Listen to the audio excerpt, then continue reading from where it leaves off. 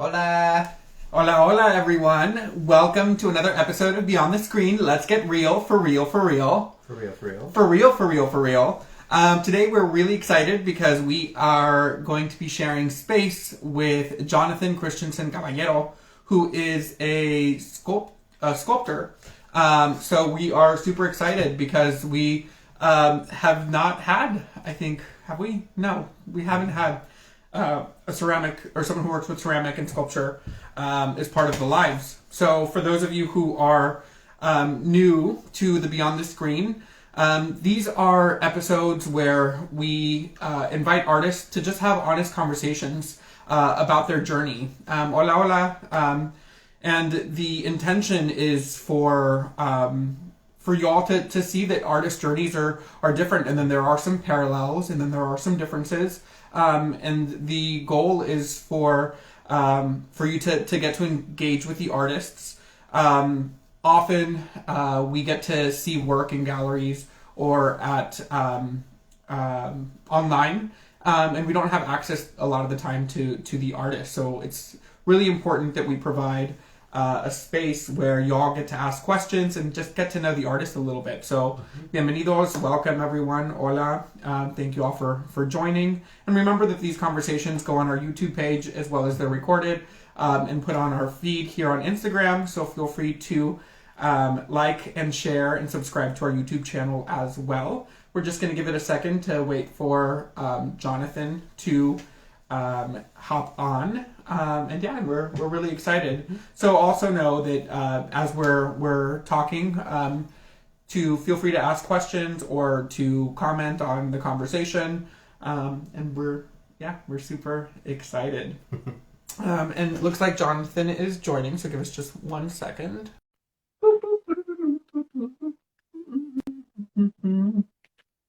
Give us a second, and then Jonathan will be joining us here. Hola! Hello, hello. How are you?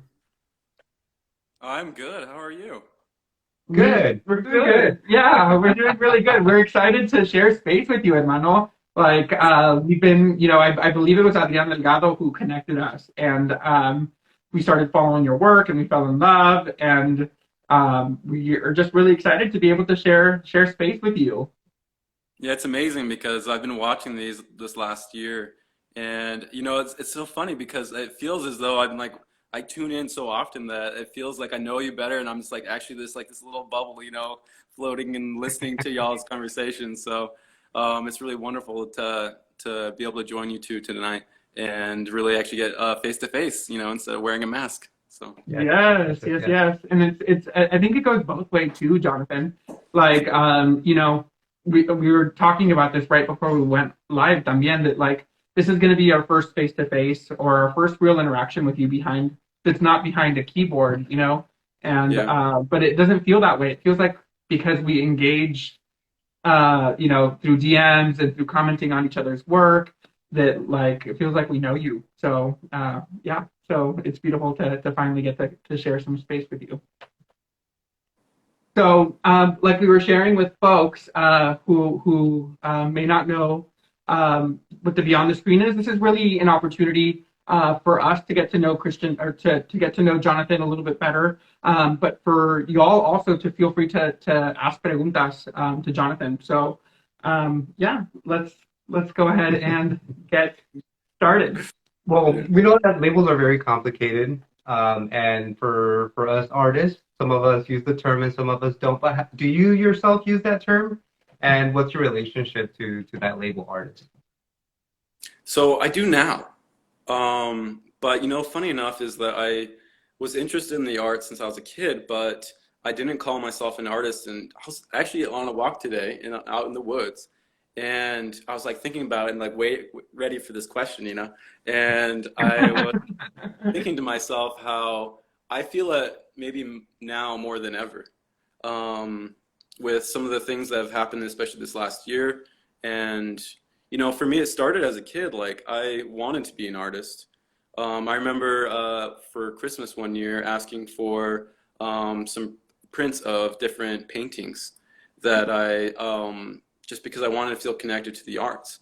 But then, you know, with both my parents being, you know, working class people, that they were always supportive, let's just say, of anything that I wanted to do. But at the same time, they were worried how I was going to make money. And they were like, okay, like it's going to be very hard though to like make a living as an artist. And so then like making drawings and paintings in high school. And then I actually first went to college for building construction and traditional building skills. Because I was like thinking I was going to have to do construction. And then I just was so unhappy, to be honest. I knew that I didn't know how I was going to be an artist, but I knew that it mattered enough to me that I had to at least try. And that as long as I was willing to work for it, that somehow I'd make it happen. Yeah, thank you so much. Saludos a familia de Panamá. Yeah. Aquí de Panamá is on the feed, so saludos a Panamá. Yeah. So that's I think that's powerful. Thank you for sharing that, Jonathan. And I mean, I know you got your AS, your BFA, and your master's all in art. When did the transition happen from I guess like the going construction engineering and to art? It was, you know, during that first semester or after the first semester at my associates, that then I like still was on scholarship, so I couldn't change right away to the arts. But I was just like, you know, I don't want to be like stuck like breaking my body for a job for the rest of my life. And so then it was then the following year, so I ended up doing my associates in 3 years, just because that first year was all towards the other major. And then I switched and went all in on arts from then on out. In ceramics from the get-go? Not necessarily, no. You know, because like I had a little bit of background in oil painting and drawing. Then, you know, because of the program that I was in, they had a wonderful foundations program that then, you know, I did lots of different drawing and figure drawing and painting and ceramics and sculpture and design. And for a little while there, I thought I was going to be like a utilitarian potter and, you know, like making these works out of clay, because I got excited about it because my dad had did it when he was younger. And so there were still some pots around the house that I saw growing up, even though he didn't do it anymore. And so then I just like got really excited about that. But really when it comes down to it, you know, when I was drawing and painting in high school, it was all about the figure. It was, and most of my inspiration has always been about the body. And so it came, once I got the opportunity to sculpt the figure with clay, then it was like full force back, like, okay, like back to the body. And then it was like juggling during my BFA of ceramics and vessels, but then also always like casting in plaster or whatever material, so that I could learn as much from these two different areas. That's awesome. I'm excited to hear a little bit more about your dad. That's something that's actually that I was not aware of. Do you mind sharing a little bit about like that inspiration, or like a little bit of your dad's journey and how it ties into yours? Yeah, so he was born and raised in Utah, and then he was a Sterling Scholar for the arts, and he went to BYU for like a couple years based on the arts, but then he ended up dropping out so that he could work full time, because he was trying to be full-time work and full-time student to take care of his kids, but he couldn't do it, and so he ended up just working full-time. And so then there was these pots that were that he had made, you know, when he was younger, that were still at my grandparents' place. And then after so many years down the line, he brought some of those pots back to the house, and he put them in, you know, in a glass case and made them all presentable, along with like this little drawing that he had of a glass bottle that's still like really like the rendering is just like it's so on point. And yeah, so there was just like they were just kind of like around. But like I didn't really get to try um, working in clay until my senior year of high school. So um, in some ways, like I wanted to try it sooner, but just wasn't able to. But now I've just like not turned back and just gone further down the rabbit hole, I feel like. So Well, your work is ridiculous. So I'm glad that you found your love, and ridiculous in the best way. So yeah, do you mind sharing a little bit about do you mind sharing a little bit about your subject matter? So you fell in love with the figure, and your inspiration has always been figurative. Can you talk a little bit about your subject matter? I know that you work with identity, with pre-Columbian iconography, and that's very unapologetically centered in your work. Do you mind sharing a little bit about that? yeah, so I worked with the figure with a lot of different themes, but then really I came to also especially the pre-Columbian iconography in graduate school because I just wasn't through that like very Eurocentric academic lens. I was not taught about the art throughout the Americas and the immense amount of figuration that is in all these different countries that like I just wasn't even taught my own history in a sense. And so then once I was exposed to that, then I was just like, oh my God, like what am I doing? Like why have I only been taught like this Greek and Roman stuff, like and with the subject matter being really focused around the labor has everything to do with my parents and everything to do with knowing that and witnessing their bodies break down really from the work that they've done to provide for our family. With my father being a mechanic for most of my life up until just recently finally getting a manager type position, and then my mother who then worked in elementary school cafeteria feeding kids. So it's like my whole life I was always like witnessing labor and what it does to the body really. And some kids I think dream about like becoming something bigger than what they maybe were like presented with as kids, but I don't relate to that. For me it was so much more like I always felt like there was or thought it was just the same likelihood that I would also be a laborer. um, and so now it's just like when I'm making art that's about the body, I really can't see myself doing anything but because it's like it's A, what I know. It's B, it's like also like what I witnessed for so many years, and as well as the people who are meaningful to me. Um, so I just like want to, you know, reveal like the struggle that is there for people who provide manual labor for their families, and try to validate their contributions to the fabric of this society. Absolutely. I mean, just even hearing you speak about your parents and what you saw growing up, it's super inspiring. And it brings me back to something that is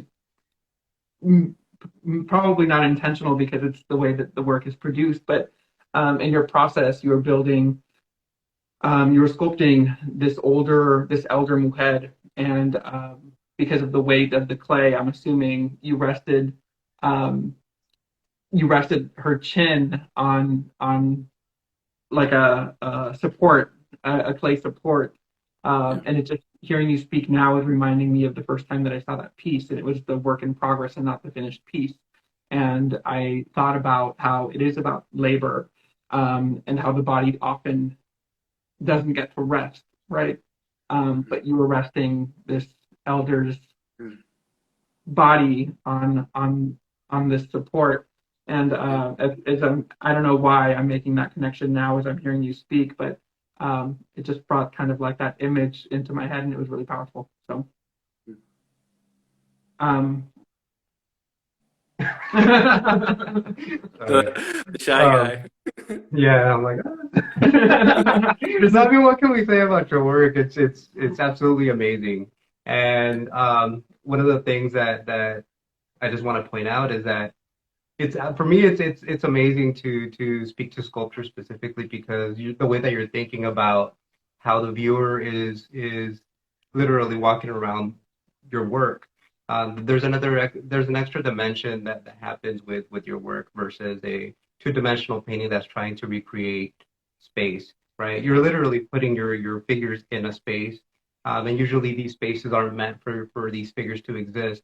So the power that exists in these pre-Columbian figures that have all this weight, and there's like balance and tension with things that they're holding, and just seeing like the images of your exhibitions and people walking around these figures, and they're confronted with them, right? They're not moving, they're not going anywhere. And so I think that there's so much power in the way that you compose these sculptures, these figures, right? I think it's absolutely amazing. And I can't wait to actually like get a chance to go and in person and see the textures and see the height and get confronted by them and just what they can reveal to the viewer, right? The stories that they have. And yeah. Two questions for you, Jonathan.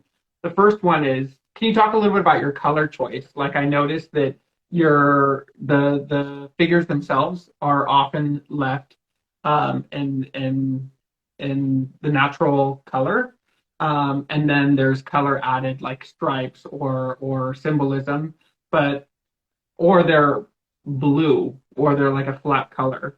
Can you talk about like why that is and your color choices? Yeah, absolutely. So the earthenware, that is like the skin, of the person, is definitely directly related to the pre-Columbian ceramics that I'm taking a lot of inspiration from. They, within even ceramics world, there is this hierarchy of material, with porcelain always being held in the highest esteem, and then earthenwares and terracottas being, seen as more cheap and not as valuable. Right. So like with all the materials that I'm like choosing, I'm always like thinking about like how can I embed all these like kind of hierarchies within society into the pieces themselves. And so then with that in combination with then the fibers that are there that are, vibrant colors, and substances as well as then lots of blues, as you mentioned. They're all revolving around like still materials from the Americas. So indigo is also just goes around the whole earth really, around the equator. And so indigo was used in the Americas. And along with bright yellows referring to gold, greens referring to jade, red referring to cochineal. And so it's like all this kind of relationship to like the materials that have been here all along, as well as, thinking about the people who have been here, and even then the mixing of the people. So then like with the blue then that's on the faces on the earthenware is like then connected to Maya blue, which was painted on architecture, ceramics, sculpture, and was also painted on people who were going to be sacrificed. So there's this layer of like thinking about the labor themselves, connecting to that history, and being the people then who also are now being sacrificed for their bodies, for their labors. So it's just like kind of again like always embedding as much like history and content, like I'm total like conceptual maximalist in that way that I just can't help it. I just like run these ideas, through my head, but it's just like, I have to find a relationship and a logic, to help me to guide me through these sculptures.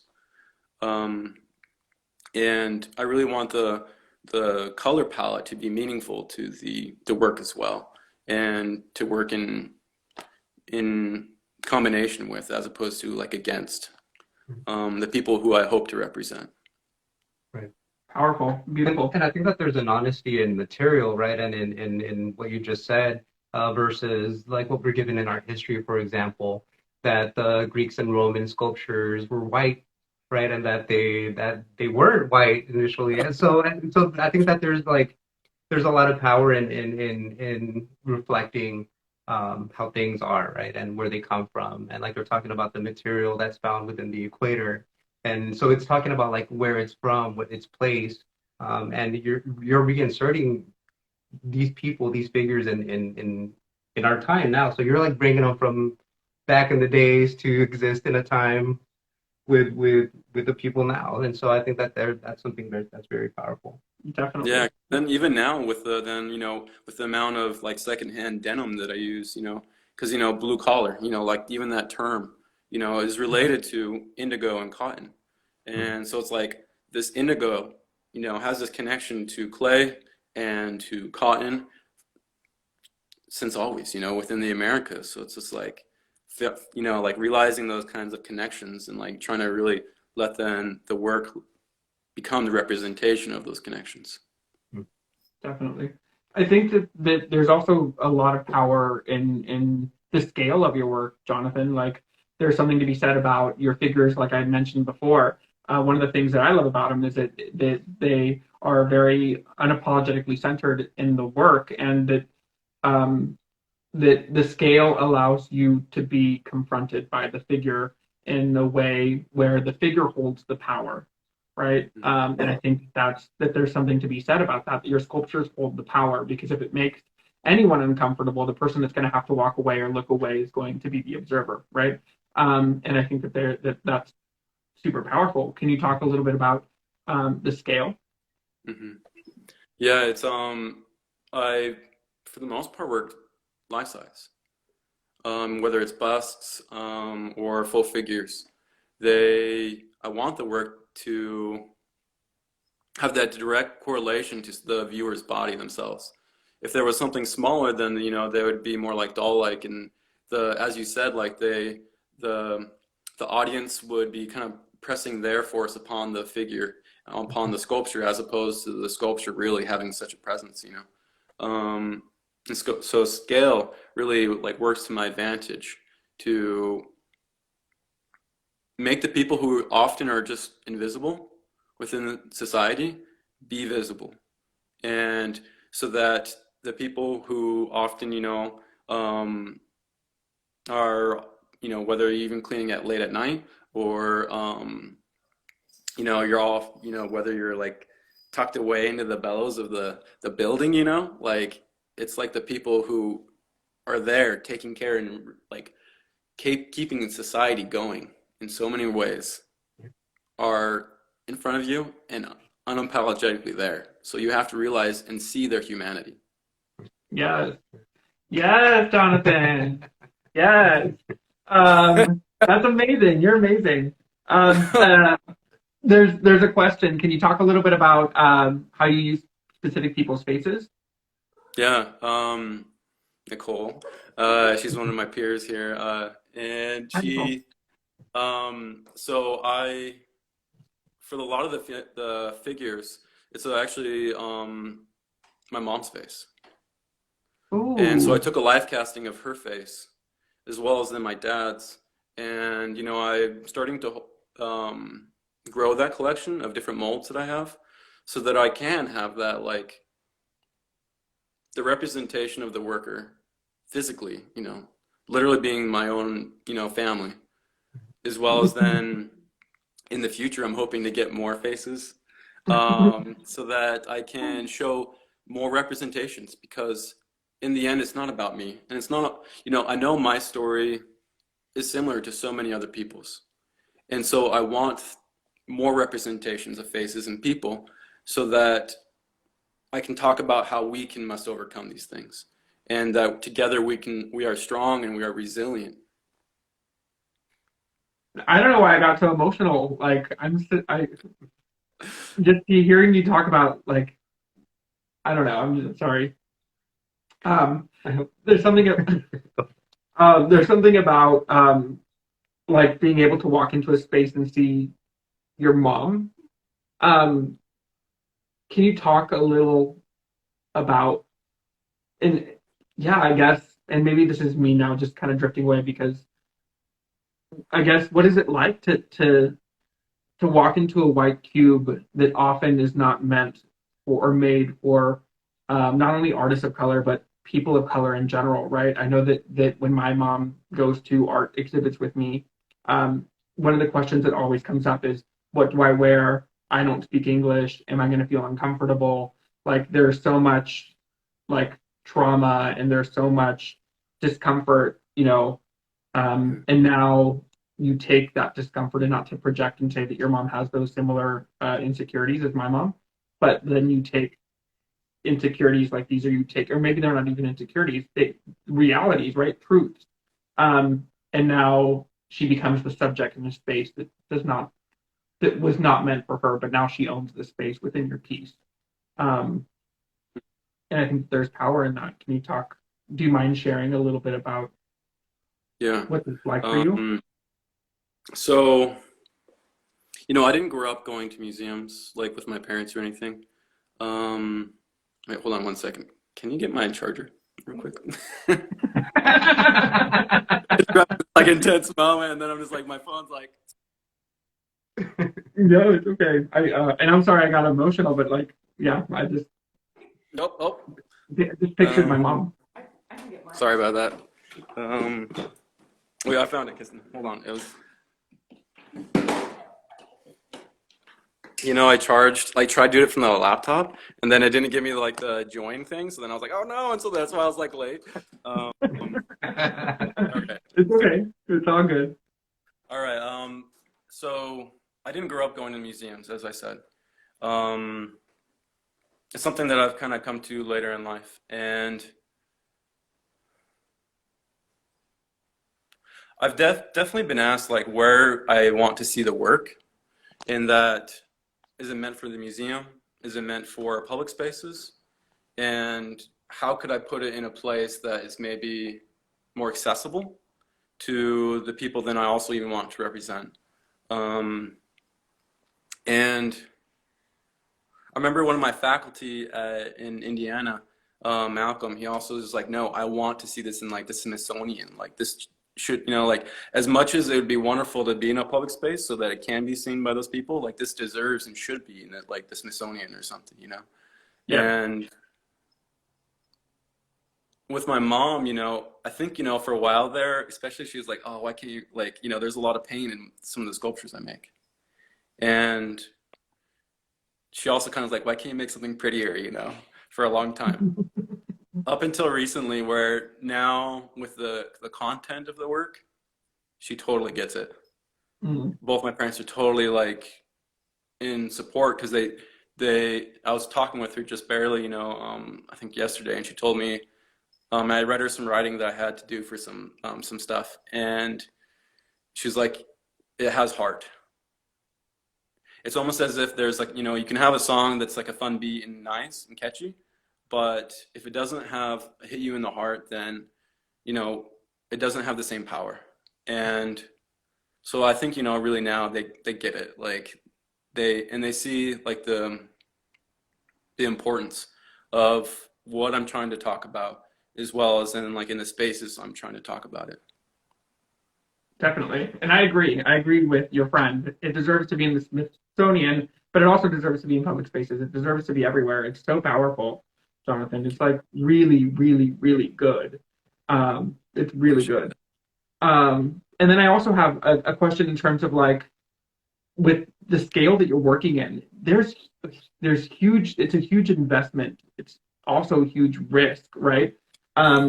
Because you can have, 90% of the piece finished and something goes wrong and then it all collapses, or it all, like, there's a lot of room I guess there's a huge risk margin. Can you talk a little bit about that? Yeah, with the life-size sculptures, they can take months to make. And there's like all these different stages where things can go wrong. Working from clay to then inside the bodies, there's a steel armature that I weld. And then there's like the bases themselves, then I have to do carpentry for. And then the fiber that I'm using that I have to then sew together. And then even just moving the pieces and like to shows is like, oh, like what did I get myself into? In so many ways. But even though that sometimes it's a lot of labor and the struggle, like it kind of the labor of it reminds me of who I'm like making it for in so many ways. Just because I have to wear so many hats, and more often than not, whether I'm like at a sewing machine or being a carpenter or welder. Like so those are some of the jobs of the people I'm talking about. So it feels like I can also like kind of live within the people who I hope to represent, you know. Um, so it's a lot. Like you're right, it's so much risk sometimes, but it feels that it's worth it, you know. And you know, as you get make more pieces too, it gets easier to like figure out what things to anticipate, and what things to, you know, how to make your life a little easier, make it pallet jack accessible or something, you know. So, but Definitely. And which friends to invite to help you move the work, and which friends not to invite because yeah, they're clumsy like me. yeah, I make my wife lift way more than she should. Yeah. And by the way, congratulations. I know that it's a little time has lapsed, but you're a newlywed. Yeah. So congratulations to you and your wife, who's also an artist. Um, so felicidades. Yeah, gracias. Yeah, we try to get, we originally had planned to like, for me to graduate last, you know, spring, and then we're gonna get married, have my parents fly out and all these stuff, and then like the pandemic and reality came for me. Um, but you know, in the end, I remember the day that we were supposed to actually tie the knot, and I was just like down on it. I was just like, I can't believe what's happening, and you know, it just didn't happen the way that I had hoped. And then that day, I was like, no, to hell with this. Like, I don't like. We'll throw something together, and then we embroidered some shirts just so like, because I wanted a guayabera, but like all the plans of like even like buying things for it like had been delayed because we're like, what's happening in the world right now? And so then we like hand embroidered it. We got like a friend to make our rings. We had like my ceramic family in Indiana there, and or just like IU family all together. And we did outside in a park with masks, you know, so that we could still feel like something and still have love triumph in some ways, because it just otherwise it's like everything is just gone away because of the pandemic.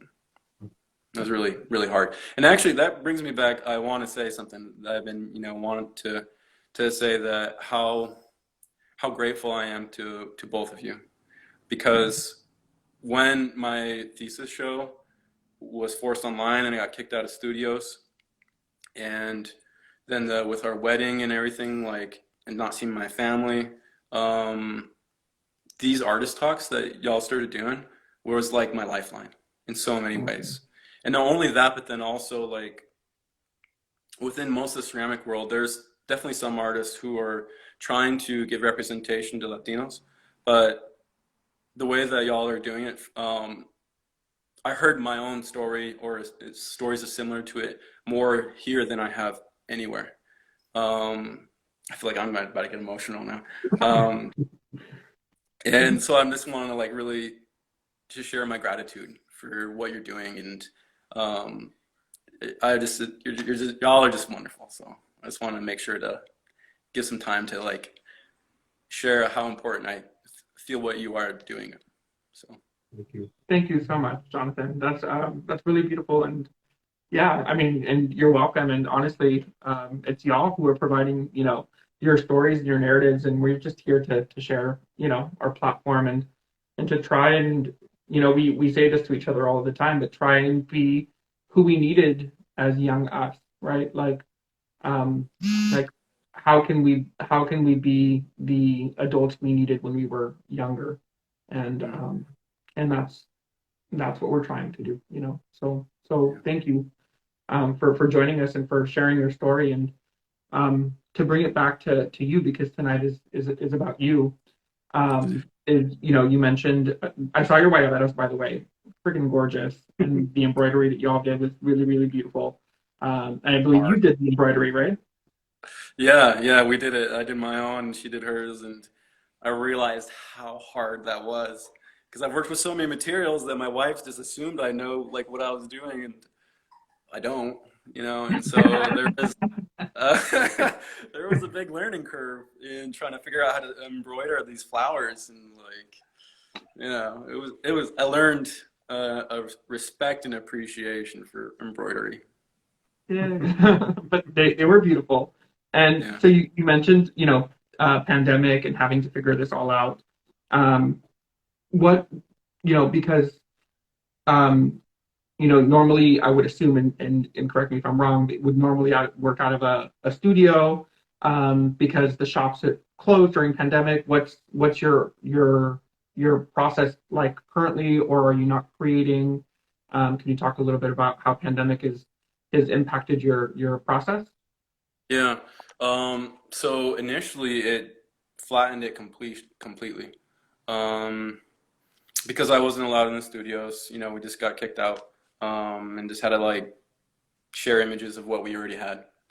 But then, luckily in the summer, then Sycamore Ridge Clay Co-op, then where my wife had a studio, allowed me some space and take me in.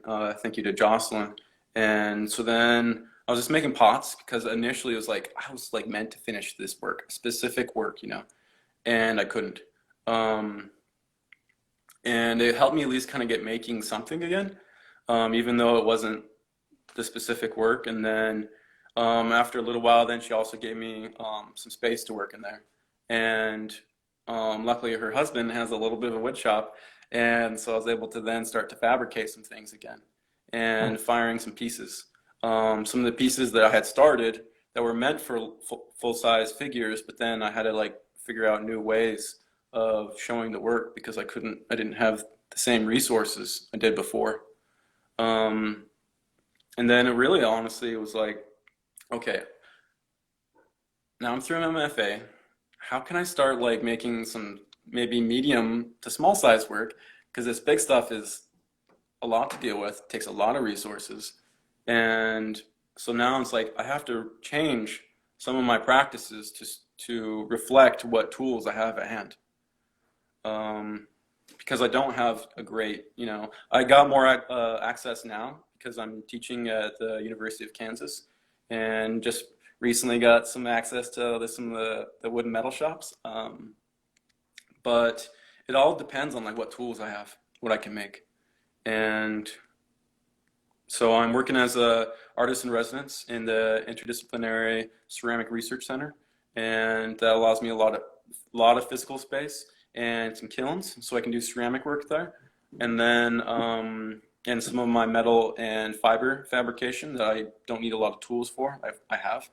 And then now that I have access to like a proper wood shop and metal shop, then I can actually do like welding and carpentry again.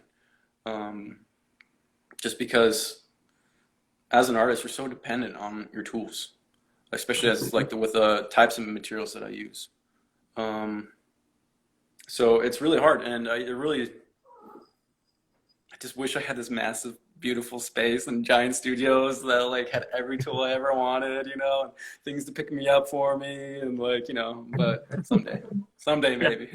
Yeah, Right. yes, yes, yes. In our home, it's like our works in progress, our unsold works, our works waiting to be exhibited. Just everything is like everywhere, right? But at least with Canvas, you're able to like stack and like try and tidy it up.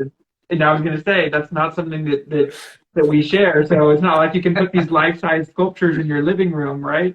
Well, Or can funny you say that because depending on like what happens with my studio situation, in this like towards then like the summer, I don't know how long I'm going to be the artist in residence for the ICRC. That might be a time where those sculptures are living with us. So, like I've definitely used them as like hat racks before when they didn't have big headdresses, and like whatever it takes to like house them. I've put them in storage units before, and they're not like temperature controlled, and bugs and stuff get into them. So yeah, if they have to live with us, they're gonna live with us. Yeah, it'll be a little home gallery. So there was a question earlier from Nicole, and she asked, can you talk a little bit about your pain versus persistence and how it's transformed over the years? I'm assuming that there was more pain in the work, and now it's a little bit more celebratory, it sounds like. Yeah, I would agree with that. I think a lot of the work started out of a place of really frustration with politics, real, just blatant racism in politics. And I think then when you learn your own history about whether it's the Bracero program or all the other things that have happened in this country, you start to realize these trends that keep coming back, keep coming back. And I think that for a long time the work was out of a place of frustration and anger, really, of just like business as usual. And but at the same time I struggled with showing work of people in pain and suffering, perpetual suffering, because they're sculpture and they never get to escape. And like even just like thinking about like what am I putting into the world? What am I projecting out there, you know? I think it's important for me to like critique the oppression that I see, but then at the same time it's like my life is not only suffering. Their lives are not only suffering. There is joy, there is dancing, there is music, there is like family and community, and there's all these other things. And the transition point for me was Hijo Mijo, where then I'm thinking about the boy who's throwing the airplane and thinking about his hopes and dreams in that airplane. And, the hopes and dreams that then his mother had for him, and why she was willing to do that job. And once I started thinking about that and started thinking about la gente and the people of like, how do you deal with that kind of work day in and day out? Well, what motivates it? That motivation comes back to your family and your community and your friends. And I think then once I started thinking more about that, then it was like, how can I maybe start celebrating those other parts so that it's not a one-sided story, And there's so much other things to celebrate, and that's where like, it was just me learning about all these other different artists, even honestly through y'all was a big part of that too. It's like seeing like all the celebrations, like I can't like this anger and this frustration is eating me. I need to like remember the love that motivates it. Beautiful. I think that that's really powerful, and I think that that balance is super important. And it's something that I've struggled with, honestly, in my personal work, where 5, 6 years ago, my work was all about like, and fuck the system, and fuck the border, and fuck this, and it was very like trauma informed, and in its transition to a little bit more celebratory. And I think that part of it for me was like not only is there that counter narrative, not only is there that reality too that poor people also experience joy, and that poor people also experience like satisfaction, happiness, pleasure, like all of the really beautiful emotions, right? But also like as a person who was hurting and who was healing, I also realized that I was not seeing enough of that work. And so what was being fed to me was this narrative that was very real, right? And that was very pain informed and trauma informed, but also like I also got to experience joy and experience happiness and experience all of these really beautiful emotions. And like, where is that representation within that work, right? Like, who's creating that portion of the narrative, that balance? And I think that that's really powerful. So thank you for doing that, because that work is equally as important as the calling out and the pointing out of the problematic political oppressive structures, right? And I think that that's so important. So thank you so much for doing that. Yeah, thank you. Yeah, thank you for doing that. I think that that's super important for folks to know. So thank you for sharing. Where a big part of the work is like then, coming back to like even the materials, because then, I'm always like showing the labor in denim and the binding, of that forms their body. Whereas when I'm like imagining them not at work, when I'm imagining they're, enjoying themselves, that's when they have all these other colors. And, all these colors that, when you have those vibrant colors, I can't help but like feel celebratory or feel more happy when I'm looking at them. And I just feel like that's such like an opportunity for color to like show not only the palette that's related to the Americas, but then just, you know, pushing against the kind of monochromatic color scheme that then is on the worker. Awesome. Yes. And as we're getting ready to close, for I was going to ask you to see if you could share maybe a funny art story and experience you've had. And while you think about that, I actually have something. So like as a painter, the pet peeve that figurative painters often get is like, hey, can you draw me or can you paint me? Is there an equivalent to that for you? Like, will you make me a set of dishes or? Yeah. Yeah, I can make pottery for sure, but it's like definitely not like my priority anymore. Pet peeve. Well, I'll share a pet peeve and then I'll share a funny art story as well. Yeah. Pet peeve is in shows, whether it's like the description of materials with ceramicists or in magazines, when there's all different kinds of materials you can use in firings, and sometimes people get so specific, and it's like, I bisque, the first firing, I bisque at '06, and I fire to, this, and then I use a blue underglaze, like in the like description, like I don't care, like, it doesn't matter. I don't need all that information. Like, it's blue, okay, like.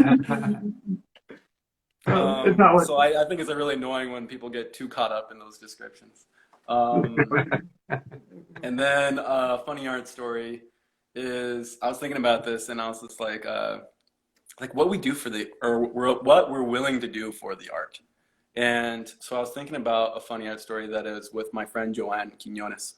And I was helping her to make some molds of some legs, and I was the model. And so I was in this vat of alginate up to my crotch in her studio with like tight Spanx, like, like athletic boxer like shorts, standing there up to my crotch and in this like purple alginate, which is like what they use for the dentist, and standing there thinking like, what am I doing?